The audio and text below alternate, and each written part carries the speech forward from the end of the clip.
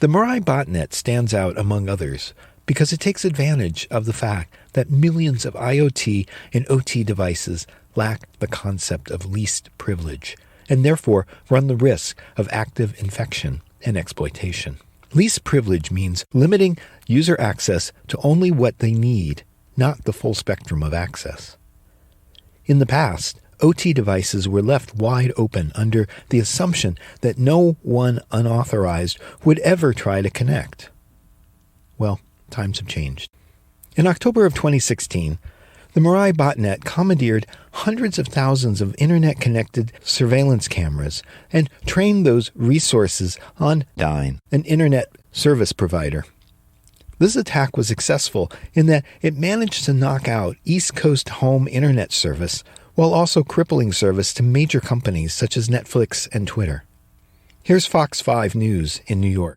Through something called a botnet, basically taking control of unsecured smart home devices like cameras and TVs and using them to create something of a robot army that can overwhelm websites and knock down servers. It was huge. The ability that it had to simultaneously recruit hundreds of thousands of improperly secured Internet of Things devices made it something no one had ever really seen before. That October 2016 Mirai attack on Dyn, the one that knocked out East Coast Internet and temporarily crippled companies like Netflix and Twitter, wasn't launched by the three men who pled guilty, but by creating Mirai, they did let the proverbial tiger out of the cage. In fact, over a 6-month period, Mirai was reportedly responsible for more than 15,000 different attacks. Mirai exposed something that we all knew was a problem, and it provided the right code to exploit it. While the 3 college students who originally developed the Mirai code have each pled guilty, the code itself lives on today, and it continues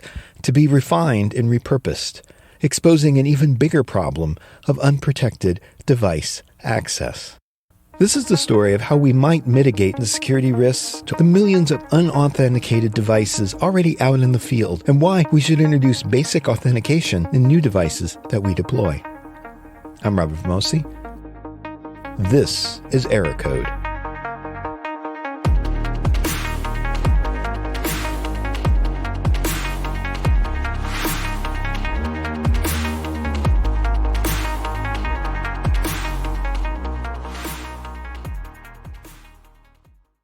So my name is Ron Fabella, Field CTO at XONA Systems. XONA Systems is a secure user access platform specifically built for OT.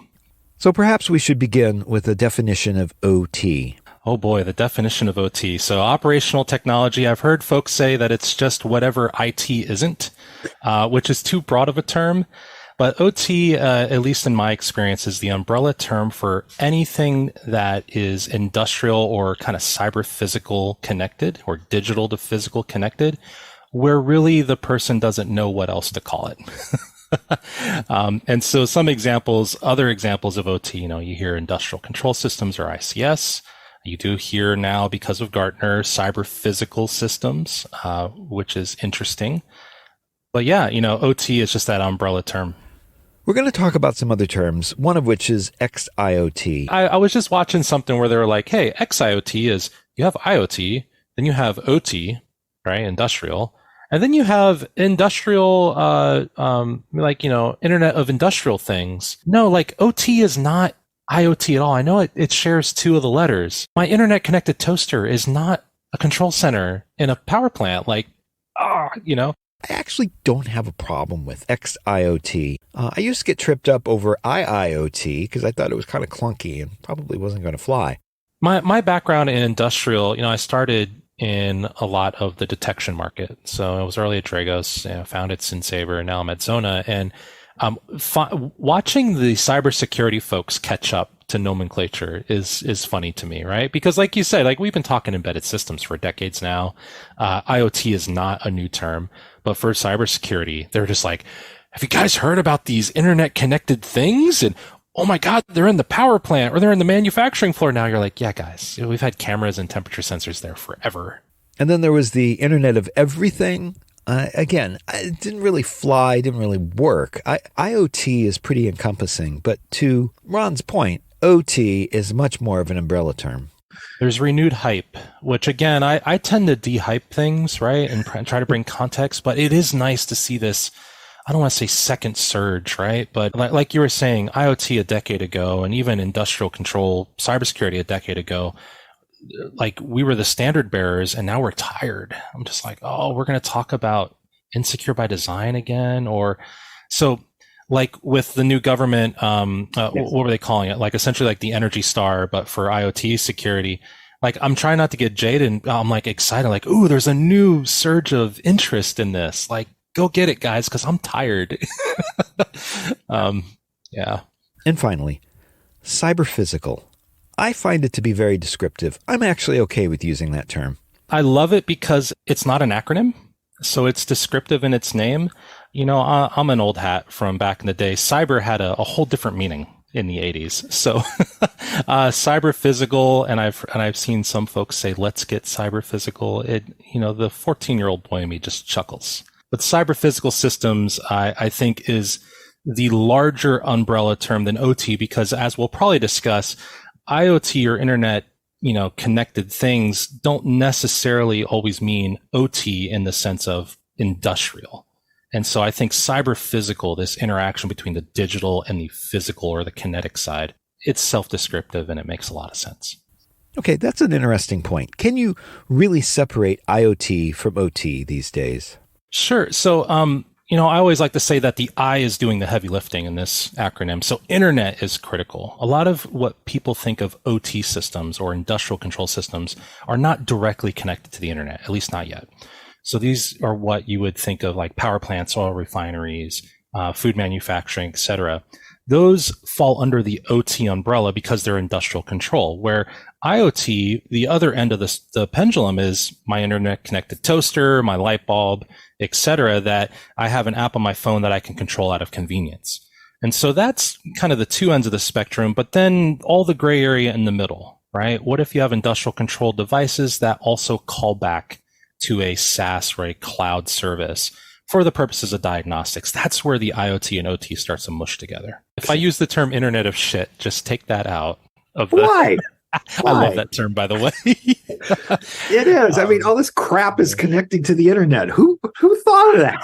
Yeah, no, I have a server in the garage, and I created a VLAN called the Internet of Shit. Just so for a while, I got on this kick, Rob, where I would buy every knockoff device I could find on Amazon, every smart plug, smart bulb, whatever, and I threw it all on that network to monitor it. And I don't know why. I thought I was going to find something revealing or like inspirational. No, all this stuff's talking to AWS anyway. It's not like it's phoning home to some Chinese ISP, right? We've gotten smarter. Maybe a decade they were doing that, but not anymore. It's all going out of US East 1, right? So one of the reasons I really wanted to talk to Ron was this idea of zero trust in IoT and OT. I'm kind of a cynic about the whole concept of zero trust or least privileges or whatever we're calling it these days. But at Black Hat USA 2023, it was full of zero trust this and zero trust that. I asked Ron how he would define zero trust in this environment.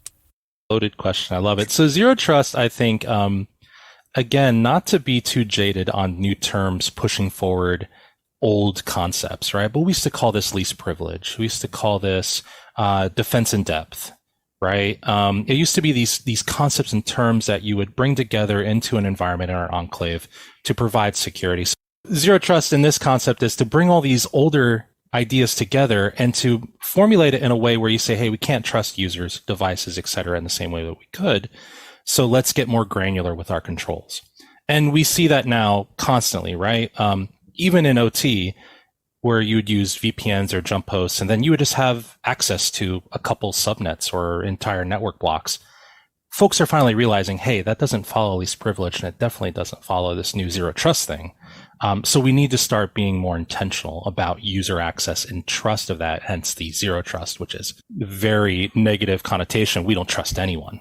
So typically OT devices, they don't really have the resources or the capacity for authentication or authorization. So really you're looking at networks to provide that enforcement. And in OT, it's almost even worse than that. And not to be a cynic, but the OT environments, at least the industrial control and what you think of power plants, oil, gas, et cetera, they were built on a trust everything model out of reliability and latency, all these other things. That's why you don't see authentication or authenticated protocols or encrypted communication paths. That's why you don't see, in like embedded systems with antivirus or anything else, any of the modern cybersecurity technologies you don't see in these environments because they trust everything. And so zero trust becomes hard because I call it the crunchy outer shell and the gooey center. You can do zero trust ish, and I'm going to do air quotes, even though no one will be able to see me do air quotes. You can put these concepts at the perimeter where IT and OT start to merge. And you could control user access in a way that's not just a firewall rule for Ron's laptop. But as soon as you get down into the more the control system aspects, there's nothing to implement there. I like to make up cute little things like, we talk a lot about multi-factor authentication. There's no factor authentication in industrial. And so now with IoT, it's a bit different, right? Because of that inherent, I'm connected to the internet, I'm connected to a cloud service. There's this idea where you can use modern technology like SAML and other things to authenticate identity. They don't have that problem because it's built into the tech stack. OT, it was never built in. It was never designed for this. So to retrofit it on now is a huge challenge. So another definition is protocol isolation. I'm a big critic of IoT grabbing any old protocol and shoehorning it into use today. I know. They've got to get the device to work. But really, the protocol, it wasn't always designed for what they're intending it to do. So, what about this protocol isolation, and what is the thinking behind it? I think the idea there is it's reducing the attack surface. So a lot of user access into control systems or critical systems is through interactive protocols, RDP, SSH, VNC, those kind of things, right? And we know those are all still inherently insecure. There's always a new RDP bug that's going to come out, a new SSH thing.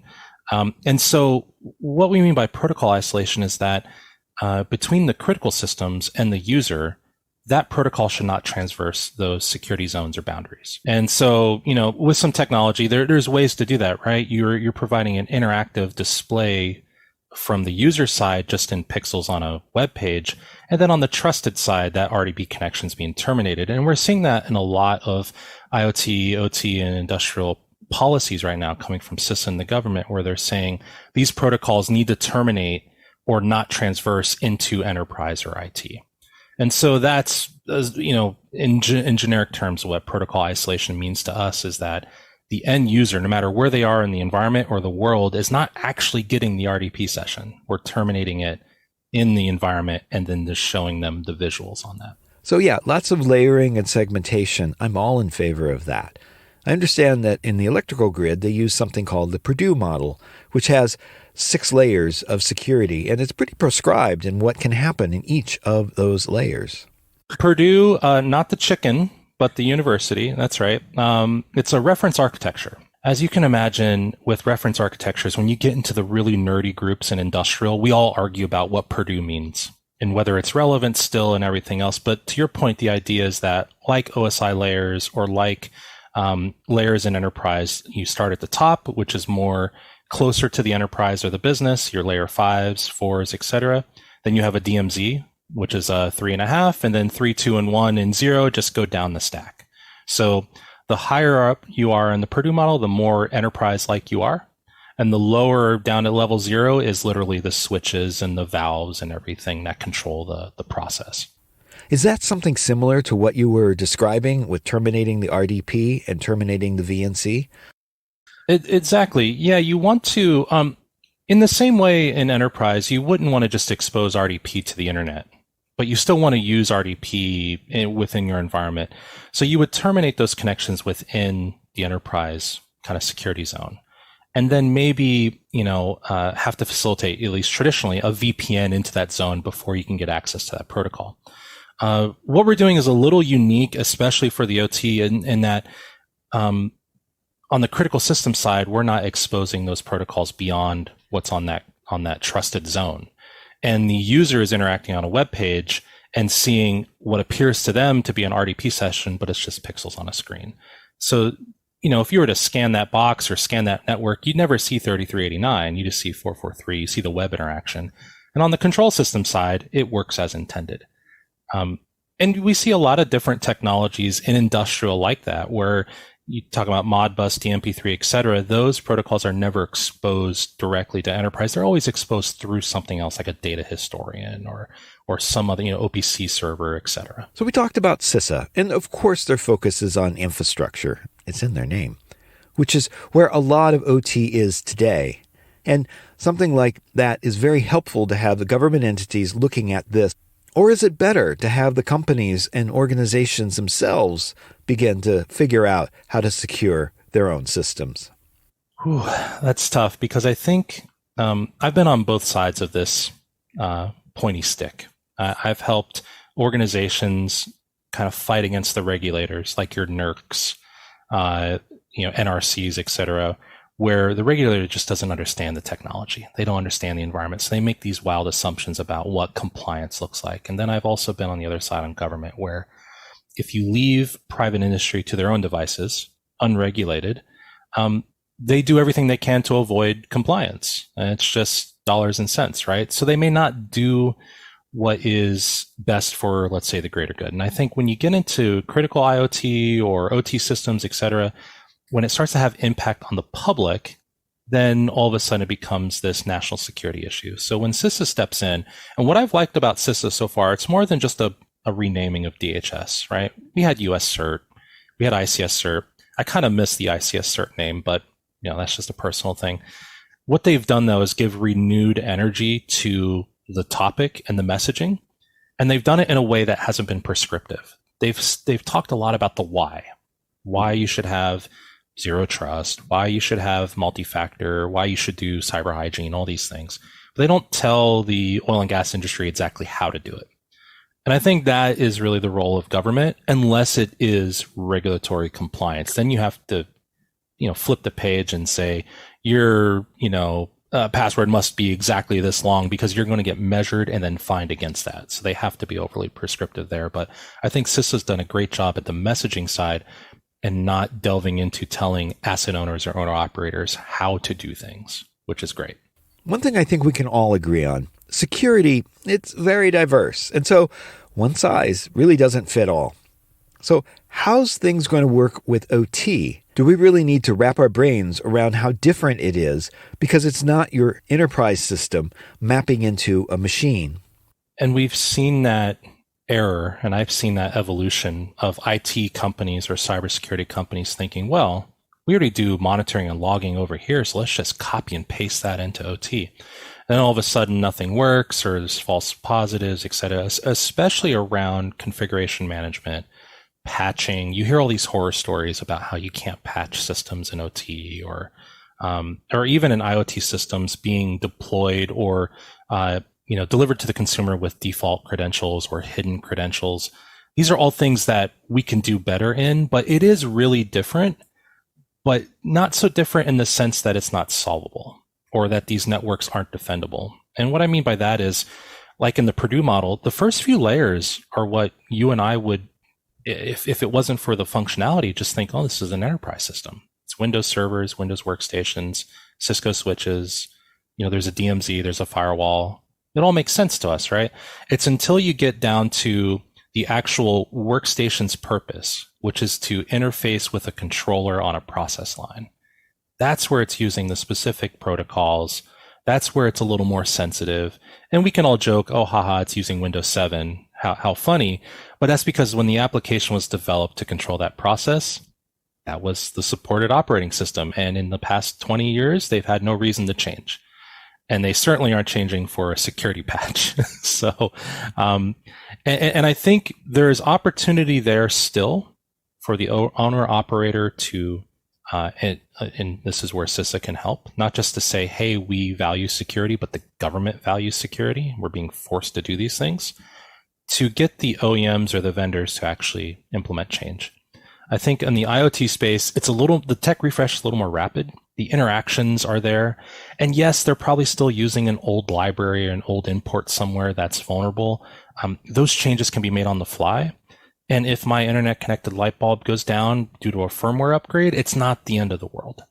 And I think in OT, whether it is the end of the world or not, everyone will say, oh my gosh, you cannot take down the plant. This would be the end of the world. It's like, well, guys, I know the plant goes into maintenance turns twice a year. We can patch the systems then.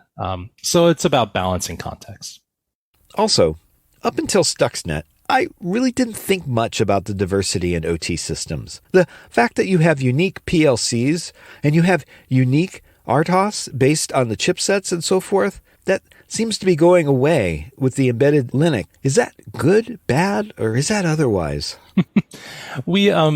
I've seen this in industrial a lot. You have this expansion and then contraction. In the beginning, if I could get biblical, right? In the beginning, everyone had their own protocol. PG&E developed their own serial protocol to connect with their own systems, and each utility did this. And then all of a sudden, universal computation and all these things became more readily available, and they said, oh, interoperability is an issue, so let's create these standards. And so now we have like 20 standards. So you had this, large distributed model, and then they all contracted.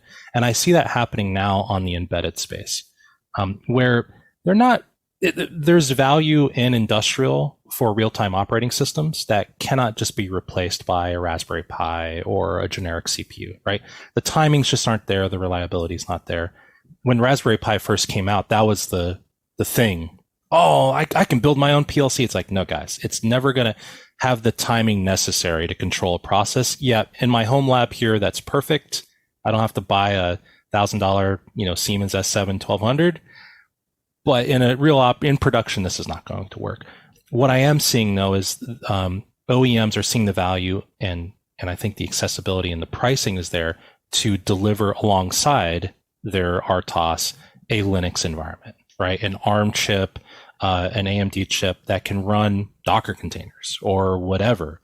And they're seeing that value not only because there's market pressure, but I think the access to cheaper system on chips, embedded systems to do that, it costs them a negligible amount of money just to throw that alongside a PLC. And so they're doing it. And I think the security community especially is seeing some value from that. Now we can put in all our tools, our monitoring, our remote access, whatever the case may be, start to bring in these more modern concepts in there because we're still not disrupting the industrial process, which is always first and foremost. So rather than something like a new Stuxnet, which was quite extraordinary in its day, and still is to some degree, are there OT attacks, and are they becoming the industry's problem, or is awareness allowing us to mitigate them? I'll start least hype busting and then work my way up. So the interesting thing is that this is observation bias, I think, where there's enough focus both from government, from vendors, from the community, where they're looking for cyber problems, and lo and behold, we're finding cyber problems. And so I think there's a little bit of that. Anytime you hear a company that is, I would say, specifically invested in making sure that there's new attacks every year, you always have to be wary. And so, yeah, Stuxnet, that was a biggie. That was real. And the reason why I like Stuxnet as a use case is because it was solely intended for an industrial environment. It's not what we see today, which is ransomware that is just running wild and it happens to hit an industrial organization. That doesn't mean it's an OT attack, right? And we're seeing this, especially now with the CLOP and the Move It campaign, right? They hit an industrial organization. I have to constantly remind, maybe not so much with media, because I see that as an education, but I'm a little disappointed in some of my colleagues where they say, oh, well, this company got hacked and it's an OT. And I said, no, it was a file sharing piece of software. There's no OT access. And I'm a little bit of a researcher and a data hoarder. I look at the data that's being released from a file name situation just to see, is there anything of interest in there from an OT standpoint? It's not OT data. It's HR data. It's what you and I would share to each other on a Dropbox, right? And so I think what we're seeing is that there's an increase in observability in what's going on. The government and talking heads like me are saying, hey, this is an issue, right? We need to finally address security in IoT and OT space. The telemetry is now there, so we're actually getting real data. And add on to that, the threats are increasing. So I think if you removed everything else, the threats were always increasing. So that's, and I think same for whether it's industrial or enterprise, that's the answer. The threats have always been increasing. But I think OT specific attacks, you and I can still count them on one or two hands, right? It doesn't diminish the threat, but it brings context into, well, what should we be focusing on then to actually protect critical infrastructure? And then there's the fullness of time. For example, there's the Oldsmar water pumping station attack, which had been heralded for years as an example of a direct OT attack. A hacking attack on a water treatment plant is raising big questions about the vulnerability of critical facilities nationwide. Federal investigators are searching for a hacker who tried to poison the Oldsmar, Florida water system on Friday, just 15 miles from the Super Bowl, right before the big game. Officials say the intruder broke into the water treatment controls for about 5 minutes. As Jeff Pegues reports, the intent was to add too much of a dangerous chemical. This is obviously a significant and potentially dangerous increase. Pinellas County Sheriff Bob Galtieri says a water treatment plant operator first noticed the remote access hack. The bad actor increased the amount of sodium hydroxide or lye in the water supply from 100 parts per million to more than 11,000. The public was never in danger. It would have taken between 24 and 36 hours for that water to hit the water supply system. For the 15,000 residents of Oldsmar, Florida, the increase of sodium hydroxide in the water supply could have caused vomiting, chest, and abdominal pain. This type of activity and this type of hacking of critical infrastructure is not necessarily limited to just water supply systems. It can be anything. And no. Report comes out years later saying it's some guy sitting at a console tinkering with the dial. Not really an RDP attack, is it? That one's fascinating too because, TeamViewer is not an OT application or protocol or anything. So, if we believed the first story, which we honestly had no reason to not believe, they had the chief of police up, and from my side of the industry, it was unusual because the event happened and then there was an immediate public relations campaign. Usually you hear about something in the back channels, and then a year later, someone does a research report because they finally found it on VirusTotal. This was like in real time. Hey, an actor logged in and tried to increase, this value in the system. But at the end of the day, it was still TeamViewer. There's nothing like OT or nothing magical about that. It's just a remote access protocol or a remote access application. So even that, and now it's kind of been debunked, but we still don't have a proof either way. I wouldn't even really consider that, and this may be controversial, I wouldn't consider that an OT attack. Someone found TeamViewer open, and they go, oh, what's this? And they started clicking on stuff. In the same way that you or I would search on Shodan for an open VNC, and it goes, oh, that looks like a pump. What if I click this button?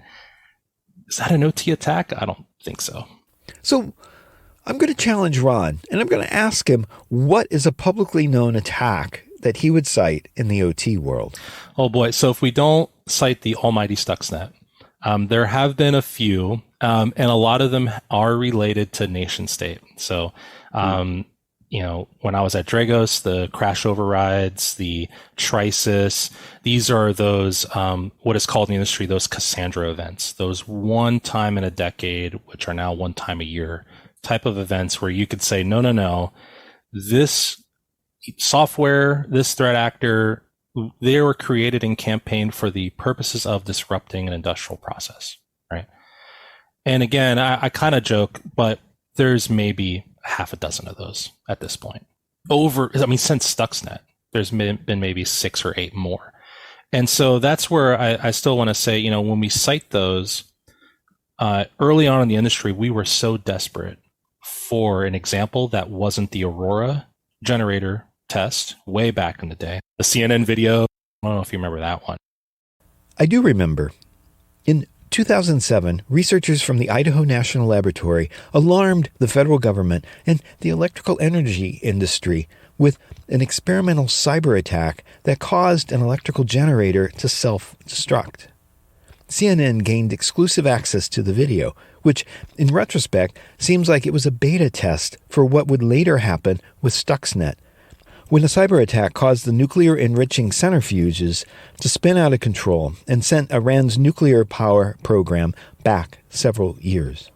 that's all we had to reference for a long time. And then when Stuxnet came out, all us consultants and pen testers and everything, we go, look, see, like this is all the theoretical stuff we've been doing is actually happening. And then they go, well, some nation state blew 3 O-days and, this was super specific. So Ron, this is still not relevant to me. And so over the years, it's become better for cybersecurity because we have more use cases to reference, but it's nowhere near the enterprise level velocity where it's daily. Sometimes by the hour, you're going, oh my gosh, another Palo bug, another Fortinet bug, another, Heartbleed, like these, global type of responses. We just don't see that, but maybe once every year and a half, 2 years.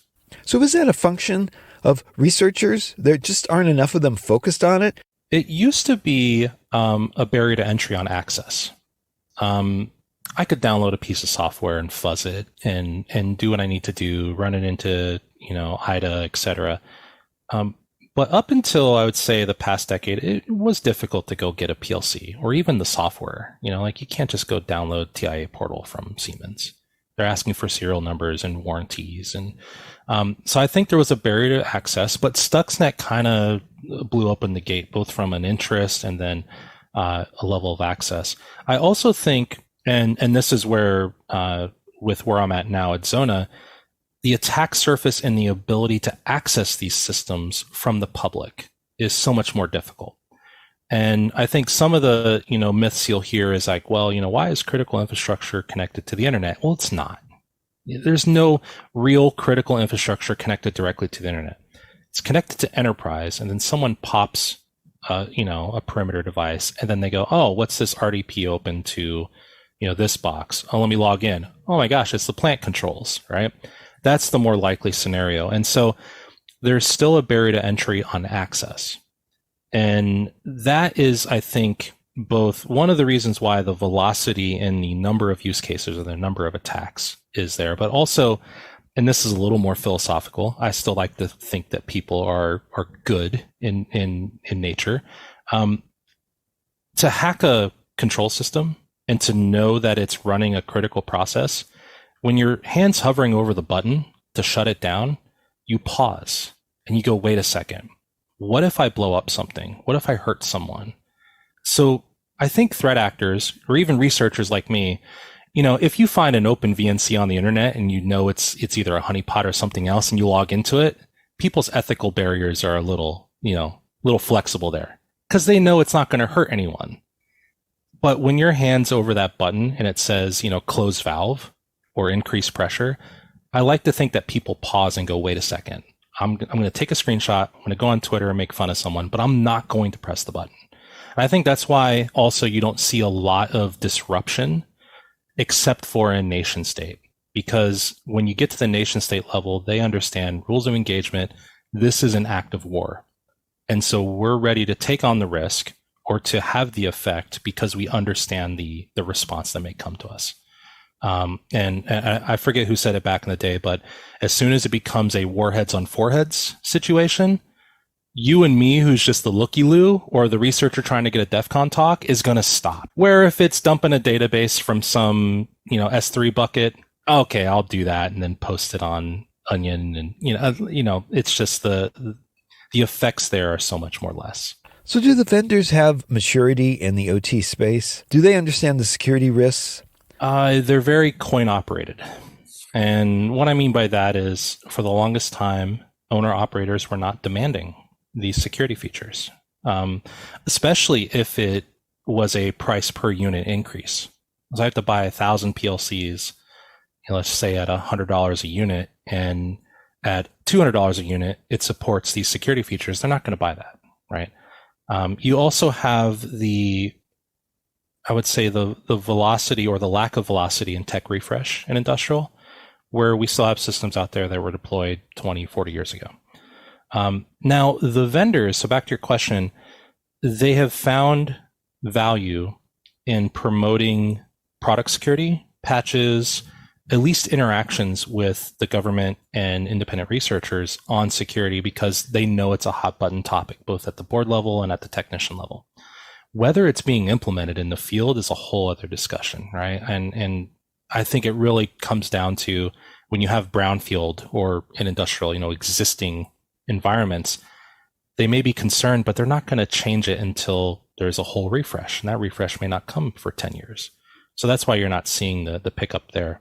But there is other value. Vendors are appreciating it. And kind of like with Stuxnet, a friend of mine, Dylan, he went out and bought a S7 1200 after Stuxnet, wanted to give a DEF CON talk on his feature, on his findings. And, Siemens, this is when, back in the day when vendors would send C&Ds to researchers at DEF CON. We don't see that anymore, thankfully, right? We have EFF and we have CISA now as these go-betweens. But they're less likely to hit you with the legal ban hammer and more likely to interact with you because they're now seeing value out of that. Ron makes a very good point. The vendors, they're reacting to the vulnerability research that's coming in, and they're issuing patches. That last mile, however, that's always been a challenge. Even for a software vendor, it's hard to get the end user to do what you ask them to do. So this is where NERC comes in, and this is where other regulatory bodies come in. It can. Even then, I think the industrial community has done such a good job of scaring everyone and saying, hey, if you blow on this system, then the entire grid goes down, which is not true in the least. Even with NERC as a regulator, there are contexts and conditions where they don't force you to put in a patch within 30 days, right? There's all these, guardrails and safety nets there to prevent disruption, because that is the focus. The security is always going to be second and third to, reliability and safety. Now, I think what's fascinating too, though, is you probably see the same thing in IoT, where if there is a bug, there's a new, botnet that's going around and disrupting something. Vendors are still reluctant to force push patches down to physical devices, whether it's my toaster or the nuclear unit. There is this hesitation to say, no, we still want a user in the loop or an admin in the loop to see that it's available and hit the button. So adoption or implementation on that last mile, I think, is a huge problem everywhere. And whenever you get into a device that's physical, it becomes even more of a problem because, again, you kill that firmware, now it's a brick, right? You don't want to deal with the RMAs and all these other issues. On the industrial control side, they definitely don't do that because they can't just go out there and swap the PLC. The plant needs to run and everything needs to be in production. So it's a challenge everywhere. So I know with software, you have to test it on different operating systems. You have to test it under different conditions and environments. I would imagine it's the same with replacing a PLC. It's like you don't know all the nuances and dependencies of that system in the field. And you push out a patch, you might break 5 other things in the process. Right. And so as soon as they give that assurance, and I've been working with asset owners for over a decade now, they'll literally get the spreadsheet that says, even on the Windows side, these KBs are approved for install, which is great because you get that validation and that confidence that it's not going to break your system. But as you can imagine, that means not all KBs are included, right? So not everything is included because either maybe it failed the testing or they weren't able to complete testing in a timely manner. That's why these holes still exist. Let's talk about this attack surface. It's pretty broad. I think back to your question on, why aren't we seeing maybe even more attacks or more, so the idea of attack surface came up, I don't want to say in the past few years, but it finally had a name, especially with, I think, ASM, like attack surface management. And I think for industrial, we have John Matherly to thank at Shodan. This idea that things are exposed and you can seek out and see these exposed devices. Whether they're real critical or not is just, an argument over beers. But these services, these devices are still exposed to the internet where they shouldn't be. And so the idea that industrial control, Internet of Things, any physical device is now connected to enterprise or the internet, it's now inherited that attack surface. And all of the risk, all of the vulnerabilities, all of the threat actors that were targeting the internet or targeting enterprise are now just as splash damage able to target these other systems. And I think attack surface is huge, and reducing the attack surface, because of all the things we just discussed, it's hard to patch. Tech refresh isn't there. Security is a secondary or tertiary priority. So what else can we do? We can limit the access to those systems. Now, notice I didn't say air gap, which is almost like other terms, like it's a unicorn. It doesn't exist. We wish it did, because it'd be cool if systems were actually air gapped. But what I learned a long time ago was that you can't tell operators no, right? They have a job to do. So if they need, or their vendors need, access into a critical plant, the answer is no, you should just air gap it. The answer should be, well, this is how you can do it securely. And I think that's the next thing, and why I'm excited to see things like Zero Trust. Oh, I hate saying that out loud, is that it puts a name on that effort, right? Here's like concrete steps that you can take in a Zero Trust architecture. And sure, they're using least privilege and they're using all the things that we're familiar with, but it's so refreshing to see that, because that's how we can actually have a positive impact on critical systems. Actually, it's refreshing to hear Ron say some of these things, because I have challenged people before, and, well... It's so tough, because it's such a... even as a security professional, I have an Alexa on my desk. You can call it Ziggy now. Did you know this? You ever watch Quantum Leap? He had Ziggy, right? Oh, shoot, now it's activated again. But I, like you said, I like to challenge my own, because as a cybersecurity professional, you'd go, oh, why would you have all these IoT devices in your house, all these listening devices and everything else? And I'm like, no, I get that, and I'm not arguing that. I've made the risk assessment to where I have a phone. This is always listening and tracking. That ship has sailed. So a lot of our conversation, it's not necessarily about diminishing like, what was a real OT attack, what wasn't. It's like, look, this is the world we live in.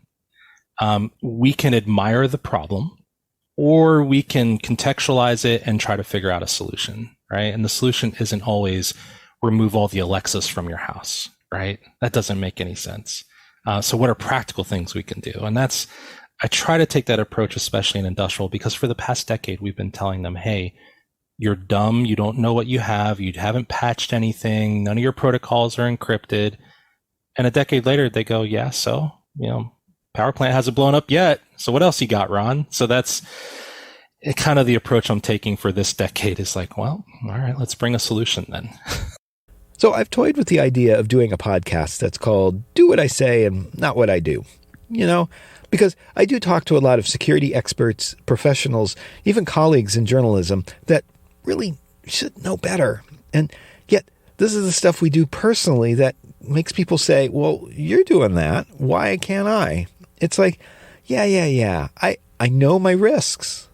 My grandfather was a plumber, and he always told me, he goes, never look at the pipes in a plumber's house. It's the most cobbled together, not to code. And it's because we're doing, and we understand that risk analysis, we're doing that in real time. And I think from an educational awareness stance, which is why I appreciate, even though it's kind of cringy, the Zero Trust monikers or the XIoT things, it's getting awareness out there. This is now a dinner table discussion, which is exciting. My parents have never asked me up until the past few years necessarily what I do, but now they'll hear on NPR, they'll hear something and they'll go, wow, this is important, isn't it? And I'm like, yeah, it is. I'd like to thank Ron Fabella for discussing the concept of least privilege in OT devices and how we can and should start mitigating against active exploits such as the Mirai botnet. It's a crazy thing about information security. Just because someone has never done something before doesn't mean it won't ever happen. Then again, you can't possibly protect yourself from every scenario. I mean, some scenarios, they simply will never happen. So it's a balance. It's an art and science to come to the middle where you protect yourself enough to rule out a vast majority of cases. You'll never actually exclude them all. Hey, if you're enjoying Error Code, tell a friend. I'm sure there are other people out there who like narrative information security podcasts. And I'd really like to hear from you. DM me at robertvamosi at infosec.exchange on Mastodon and tell me what you like and even what you don't. I've got some great stories coming up, including a discussion of wireless protocols and attacks from China and even Vietnam. Subscribe today. I don't want you to miss out.